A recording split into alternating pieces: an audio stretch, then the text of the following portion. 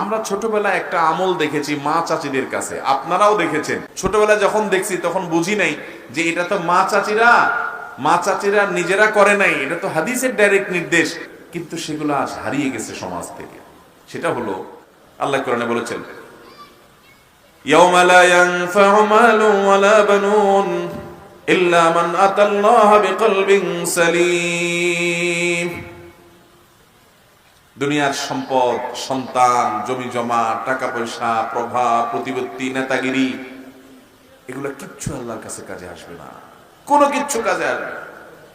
ইল্লা মান আতাল্লাহা বিকলবিন সালিম, কিন্তু কেউ যদি আল্লাহর কাছে একটা মন নিয়ে যায়, যে মনটা ফ্রেশ, দোকানদার হইয়া পাশের দোকানদারের কল্যাণে তার অসুবিধা হয় না, প্রতিবেশী হইয়া প্রতিবেশীর কল্যাণে তার কষ্ট লাগে না, বরং সে আরো খুশি, আল্লাহ আমার প্রতিবেশীকে আরো দেন, মনটাকে ফ্রেশ রাখে, পরিচ্ছন্ন রাখে, পবিত্র রাখে, ভালো রাখে, এই ব্যক্তির এই ভালো মনটা তার আল্লাহর কাছে উপকারে দিবে, জান্নাতে নিয়ে যাবে ইনশাআল্লাহ। অতএব মনটাকে ভালো করবো তো ইনশাআল্লাহ। প্রতিবেশীর সাথে যদি ঠেলাঠেলি, তার সাথে যদি মামলা মোকদ্দমা, ঝগড়াঝাটি, গন্ডগোল ফাসাদ থেকেও থাকে, আজকে থেকে এটা ভালো করার চেষ্টা করবো তো ইনশাআল্লাহ। আল্লাহ আমাদেরকে সেই তৌফিক দান করুন। তাহলে প্রতিবেশীর যে অধিকার, এক নম্বর অধিকার হলো যে তার সাথে সদাচরণ করতে হবে। কি আচরণ করতে হবে ভাই? সদাচরণ, সুন্দর ব্যবহার করতে হবে, হাদিয়া উপঢৌকন দিতে হবে, উপঢৌকন পাঠাতে হবে, এবং নিজের জন্য যা পছন্দ করবেন তার জন্য তা পছন্দ করবেন। আমরা ছোটবেলায় একটা আমল দেখেছি মা চাচিদের কাছে, আপনারাও দেখেছেন। আমাদের এই লক্ষ্মীপুরে তো বটেই, যেহেতু আমি এলাকার সন্তান, আমি দেখছি, আপনিও দেখছেন, যেহেতু আমরা একই এলাকার।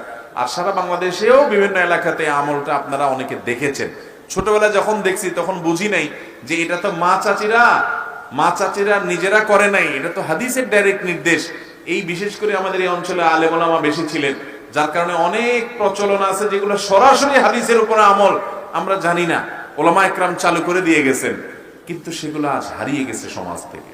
সেটা হলো, আমরা ছোটবেলায়, আমি নিজে কত দেখেছি যে আমার মা তরকারি রান্না করেছেন, গোশত তো আর প্রতিদিন রান্না হতো না, হঠাৎ অনেকদিন পর একটু গোশত রান্না হয়েছে, তো বাটিতে করে একটু গোশত, একটু ঝোল, একটু আলু দিয়ে, একটা ট্রে বা কোনো কিছু দিয়ে বলতেন, ওই তো চাচির ঘরে দিয়া। আপনারা এই কালচার দেখছেন? দেখেন নাই? ঈদের দিন তো এমন ঈদ জীবনে একটাও গেছে কিনা জানি না, যে ঈদে মা সেমাই রান্না করে, পায়েস পিন্নি রান্না করে, বিভিন্ন কিছু রান্না করে একটু একটু করে দিয়া আশেপাশে সব ঘরে ঘরে পাঠায় নাই, এমন একদিনও হয় নাই, প্রত্যেকটা ঈদে পাঠাইছে। আবার মা চাচিরাও আবার আমাদের ঘরে পাঠাইছে, এরকম আপনারা দেখেন না এই দৃশ্য? এখন কি খুব বেশি দেখেন?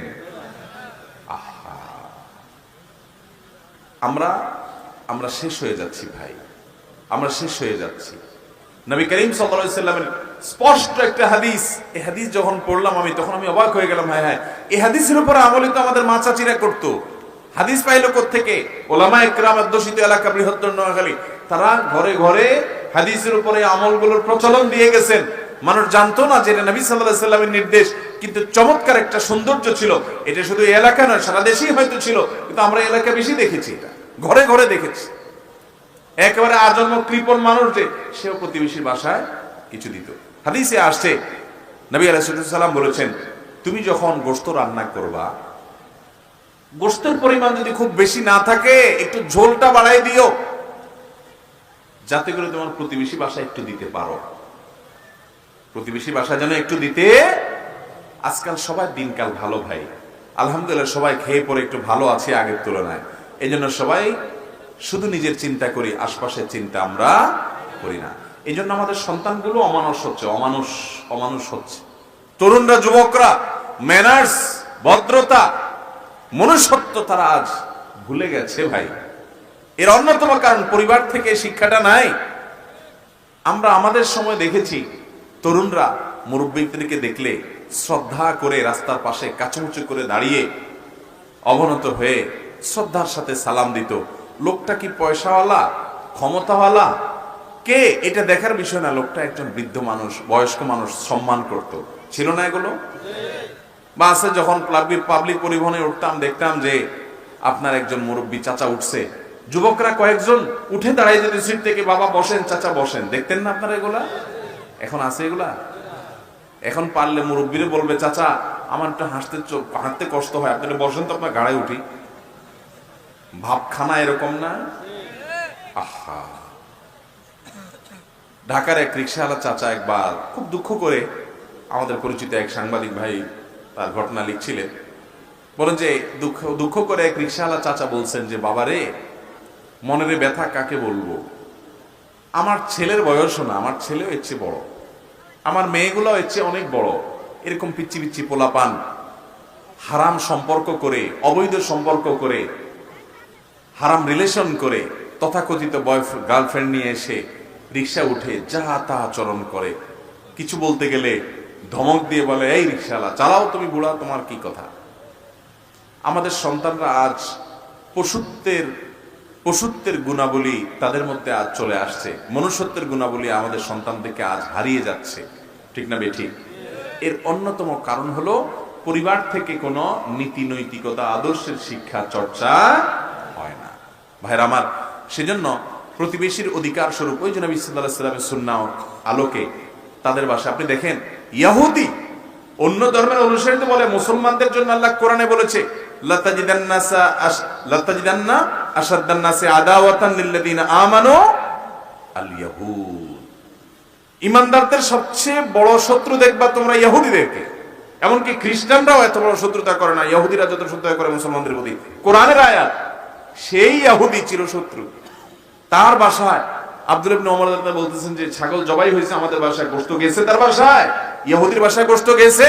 দুইবার জিজ্ঞাসা করেছেন, যখন শুনছেন যান নাই, রাগ হয়ে গেছেন, কেন যাই নাই, সে আমার প্রতিবেশী।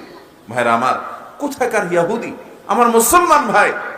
হতে পারে তার কোনো ত্রুটি আছে, হতে পারে তার কোনো দুর্বলতা আছে, হতে পারে তার দ্বারা আমার কোনো কষ্ট হয়, উনি বুঝেন না, কিন্তু দিন শেষে সে আমার প্রতিবেশী। আপনার রক্ত সম্পর্কীয় আত্মীয় যেরকম আপনার কাছের, আত্মীয়ের পরে রক্ত সম্পর্কীয় আত্মীয়ের পরে যদি আল্লাহর জমিনে কারোর অধিকার সবচেয়ে বেশি থাকে, সে হলো আপনার প্রতিবেশী।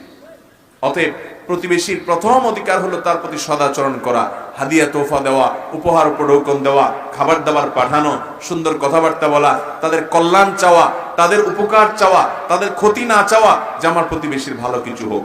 এটা আদায় করবো তো ইনশাআল্লাহ। নাম্বার 2, প্রতিবেশীর কোনো প্রাইভেসি নষ্ট করা যাবে না। তাদের কোনো ব্যক্তিগত বিষয় যেগুলো ছিদ্রান্বেষণ করলে, জানলে তাদের ব্যক্তিগত অধিকার নষ্ট হয়, সেগুলো নষ্ট করা যাবে না।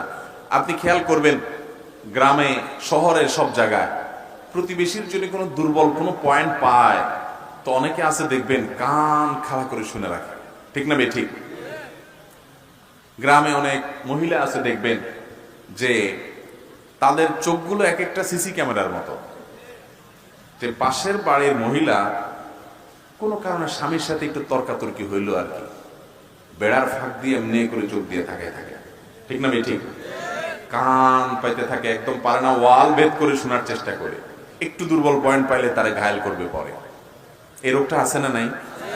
ভাইরা আমার, কারোর বাসা বাড়িতে উকি মারে, যে উকি হাদিসে আসছে ওর চোখ তুলে ফেলার মতো অপরাধ করছে, এত বড় ডেঞ্জারাস অপরাধ, কিন্তু অপরাধটা অনেকেই করে কি করে না, তার ব্যক্তিগত দুর্বল বিষয় থাকতে পারে।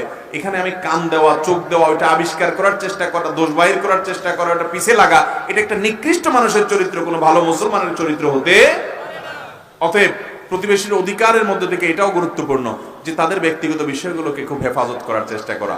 প্রতিবেশীর স্ত্রী, প্রতিবেশীর মেয়ে, তাদের যে সমস্ত মহিলারা আছে তাদের ব্যাপারে দায়িত্বশীল হওয়া, তাদের দিকে দৃষ্টিপাত না করা, বাজে দৃষ্টি না দেওয়া,